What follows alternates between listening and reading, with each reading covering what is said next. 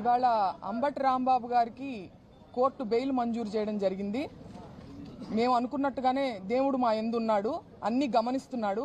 మాకు జరిగినటువంటి అన్యాయాన్ని కూడా ఆయన గమనించాడని నేను అనుకుంటున్నాను. ఆ రోజు వెంకటేశ్వర స్వామి దర్శనం అయిన తర్వాత జరిగినటువంటి ఈ ఇన్సిడెంట్స్ అన్ని ఏవైతే ఉన్నాయో అదంతా కూడా వెంకటేశ్వర స్వామి గారి దర్శనం అయిన తర్వాత జరిగింది. సో అన్ని ఆయన గమనిస్తూ దేవుడు మా యందు ఉండి ఇవాళ మాకు రాంబాబు గారికి బెయిల్ రావడం జరిగింది.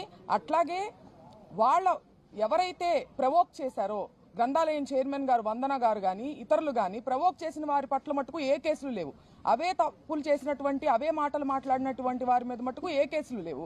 వాళ్ళకి స్టేషన్ బెయిల్ ఇచ్చేసి పంపించేయడం జరిగింది. దాడి చేసిన వాళ్ళు ప్రవోక్ చేస్తే నోరు జారినందుకు ఇతరితర కేసులు పెట్టి ఒక కేసులో బెయిల్ వచ్చినప్పటికీ ఇంకా రిమాండ్ ఎక్స్టెండ్ చేసే ప్రయత్నంలో పీటీ వారెంట్లు వేసి మమ్మల్ని ఇబ్బంది పెట్టే ప్రయత్నం చేసినప్పటికీ ఎవ్వరూ దేవుడికి మించిన వాళ్ళు కాదు. న్యాయ వ్యవస్థ మీద మాకు నమ్మకం ఉంది.